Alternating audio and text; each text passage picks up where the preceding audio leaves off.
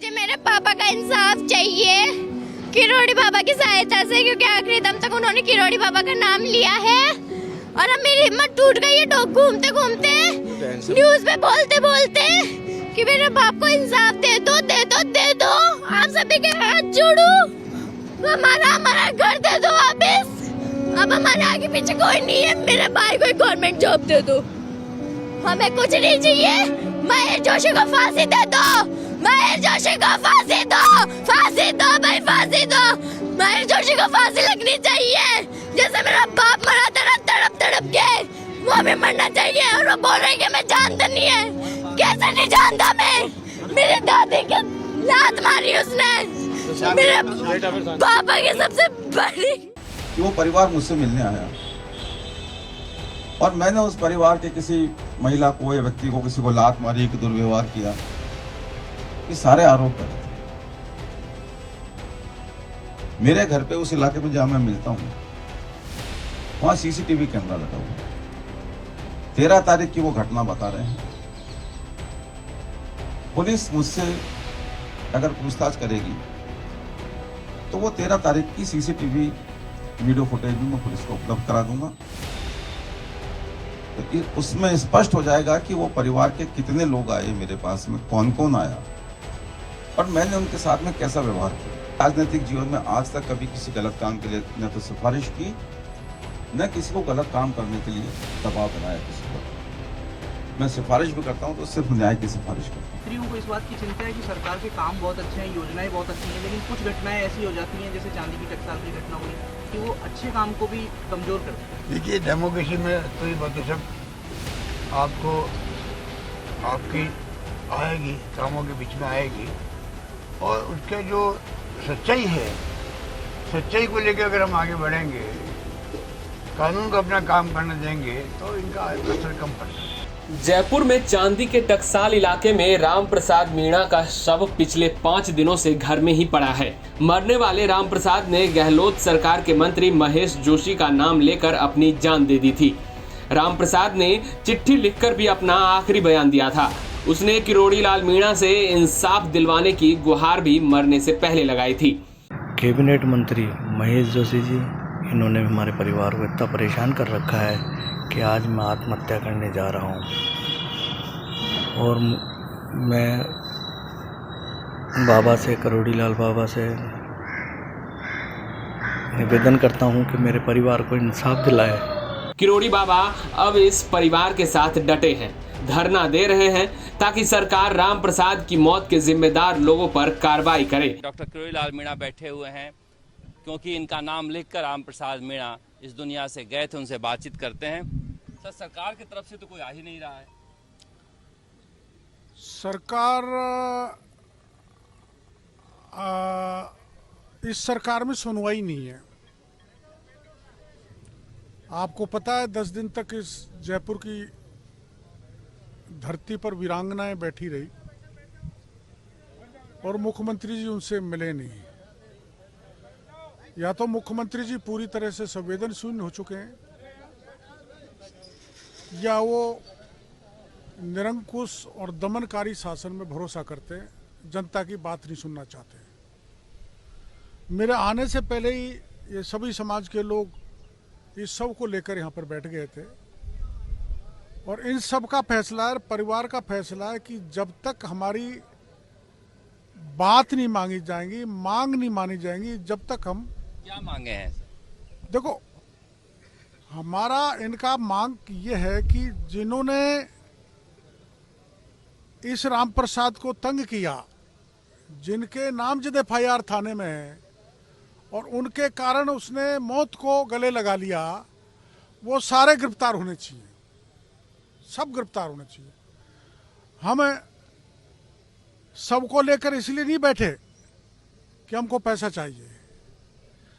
पैसा तो हम कर लेंगे, हमारा समाज भी बहुत बड़ा है। हमारा समाज ही नहीं, सब समाज के लोग यहाँ पर, अभी विप्र समाज के भाई ने भाषण दिया है, सब समाज मिलके, इनकी 4 बेटियां हैं, गरीब परिवार है, मकान भी बनाएंगे, उनकी शिक्षा और शादी की व्यवस्था ही करेंगे। पर हमारी सबसे पहली प्राथमिक मांग यह है कि जो भी कोई अपराधी है, कितना भी बड़ा हो, वो गिरफ्तार होना चाहिए। क्या ये गलत मांग है? क्या उन्होंने मजबूर नहीं किया उसको मरने के लिए? उसने वीडियो में कहा है, वो पत्र लिख के छोड़ गया है, उसमें प्रमाण की जरूरत नहीं है।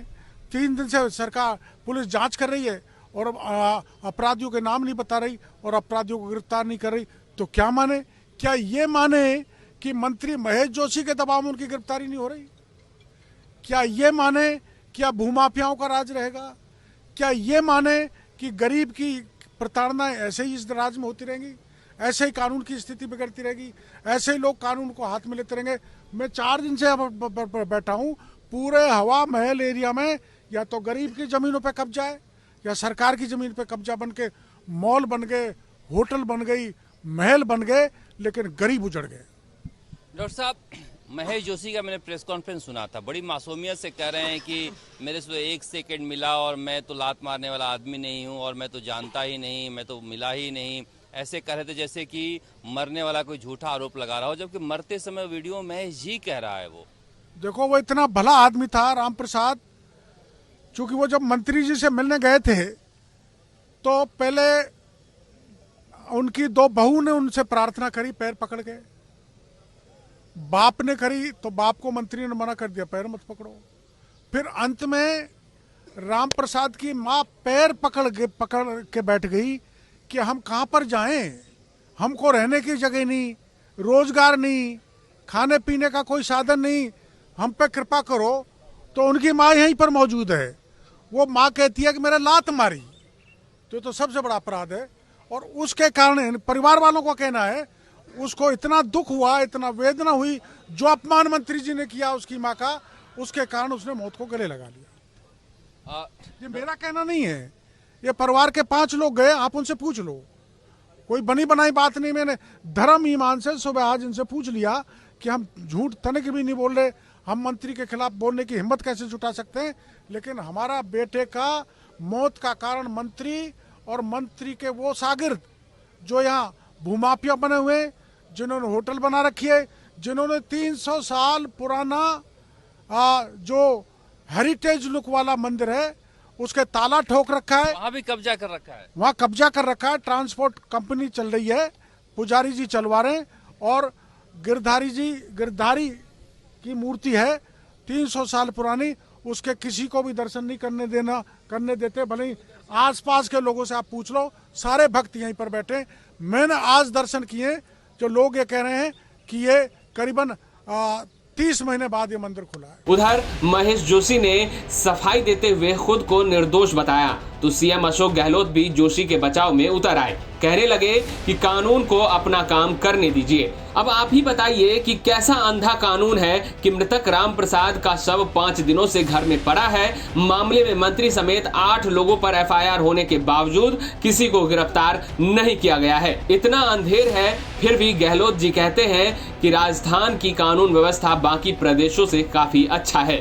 अब मृतक राम प्रसाद के परिवार ने भी जिद ठान ली है कि जब तक मंत्री महेश जोशी के खिलाफ कार्रवाई नहीं होती, तब तक उनका ये धरना ऐसे ही चलता रहेगा। बड़ी बात है, देखिए, अगर मंत्री के खिलाफ आप एक्शन नहीं ले पा रहे हैं, लेकिन उनके लोगों के नाम जो बोल के मरे, डाइंग डिक्लेयर्स माना जाता है कि कम से कम मरते हुए आदमी के ऊपर तो सरकार विश्वास करे, लेकिन किसी से पूछताछ तक नहीं हुई। अब समझिए सरकार कैसे काम कर रही है, उल्टे वही लोग प्रेस कॉन्फ्रेंस करके अपनी सफाई दे रहे हैं। दूसरी बेटी, उनसे बातचीत करते हैं। क्या नाम है? सर, लक्ष्मी मीणा नाम है मेरा। किस तरह से परिवार रह रहा है, क्योंकि देखो अब पिता के डेड बॉडी के साथ आप लोगों को यहाँ पर प्रदर्शन करना पड़ रहा है, इससे ज्यादा बुरी स्थिति तो कोई हो नहीं सकती। जी सर, वो बात सही है, पर सरकार ने अभी तो कोई रिएक्ट ही नहीं है। सो रही, उनका सवेरा होगा ही नहीं, शायद होगा ही नहीं। उनके तो वही चल रहा है, रात चल रही है, आराम कर रहे हैं, अपने घरों में बैठे हैं। और जो विक्टिम है वो आराम से बैठे हैं, प्रेस कॉन्फ्रेंस में उनकी बातें हो रही है। हम यहाँ धूप में पड़े हैं सारे, हमारे साथ और भी हैं, और उनका कोई बोल रहे हैं कि हम झूठे हैं, हम पे झूठा नाम लगाया जा रहा है कि हम 3 दिन से उन्हें बाहर, अरे निकलो ना बाहर, हम तो खुद चाहते हैं बाहर निकलो, आप लोगों से बातें करो, क्यों नहीं निकल रहे। और बोल रहे हैं कि यहाँ पे होटल नहीं थी, सत्संग भवन बनाया जा रहा था प्रसाद भंडारे के लिए, ऐसा कुछ नहीं है। जिन्होंने ये होटल, जो मजदूर बना रहे थे, उनसे हमने खुद ने पूछा कि भैया ये क्या बना रहे हो, तो उन्होंने बोला मैडम हम यहाँ पे होटल बना रहे हैं, जो इनका शेरटन वालों के द्वारा बनाया जा रहा है। और सर चलो ठीक है, मंत्री पे तो उंगली अभी तक नहीं उठा सकते जब तक पोस्टमार्टम नहीं होगा। तो ये जो भी है, ये 8 लोगों के नाम लगाए हैं मेरे पापा ने, उनके खिलाफ तो कम से कम एक्शन लो, पर कोई नहीं है। आप लोग आते हैं, पूछते हैं, फिर चले जाते हैं, कोई मतलब ही नहीं निकल रहा। उनसे तो बात करो एक बार। 4 दिन हो गए मेरे पापा पड़े मतलब किसी मरे हुए इंसान को और परेशान करने के जैसी हरकतें हो रही है सरकार में। तो राम प्रसाद के परिवार के साथ गहलोत और महेश जोशी को छोड़कर सबकी संवेदनाएं नजर आती हैं। खुद सचिन पायलट भी राम प्रसाद के परिवार से मिलने पहुंचे थे। उन्होंने भी सरकार से गुजारिश की है कि राम प्रसाद की मौत के मामले की निष्पक्ष जांच हो, दोषियों को बख्शा ना जाए, चाहे वह कितना भी पावरफुल क्यों ना हो, तभी इस परिवार को न्याय मिल सकता है। आप मिले हैं, पीड़ित परिवार ने डर का माहौल जताया है कि डर लग रहा है उन्हें। पूछताछ कुछ नहीं हुई है अभी। नहीं, ये सभी परिवार वाले बोल रहे हैं कि उनको आशंका है, क्योंकि वो गरीब परिवार से आते हैं और कहीं दबाव उन पर पड़ रहा होगा, इसलिए इसमें तो तुरंत प्रभाव से मुझे समझ नहीं आ रहा कि डिले क्यों हो रहा है। इसमें जांच होनी चाहिए और जो सबूत सामने आ रहे हैं, जो विटनेसेस की बात है, जो इनके स्टेटमेंट्स हैं, वो रिकॉर्ड करके कार्रवाई होती हुई दिखेगी तो इनके मन में कुछ भरोसा जगेगा कि न्याय हमको मिलेगा।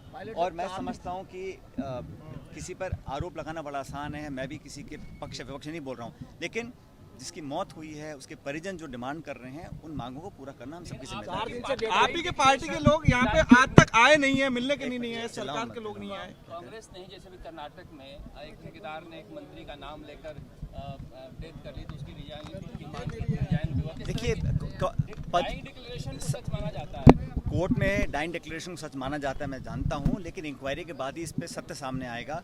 किसी व्यक्ति को इस्तीफा देना है, नहीं देना, उसको रखना है, नहीं रखना, ये मैं समझता हूं उस व्यक्ति के ऊपर डिपेंड करता है और मुख्यमंत्री पर डिपेंड करता है। मैं इसमें कुछ कहना नहीं चाहता हूं, क्योंकि हर व्यक्ति का नैतिकता का अलग पैमाने होते हैं, लेकिन न्याय परिवार को मिले ये मैं चाहता हूं। सचिन पायलट ने सांसद किरोड़ी लाल मीणा से भी मुलाकात की। किरोड़ी लाल मीणा पिछले कई दिनों से जयपुर में इस परिवार को ढांढस बढ़ा रहे हैं। बाबा आंदोलन तो कर रहे हैं, लेकिन बीजेपी वाले ही उनके साथ खड़े नहीं दिखते। बस राजसमंद की सांसद दिया कुमारी ही बाबा से मिलने आई थी, बाकी पार्टी के सारे नेता तो चुनावी मोड में हैं। गहलोत सरकार को कानून व्यवस्था और करप्शन पर घेर तो रहे हैं, लेकिन जहां पहुंचकर सरकार की खामियों को उजागर करना चाहिए था, वहां तो बस बाबा ही अकेले डटे हैं।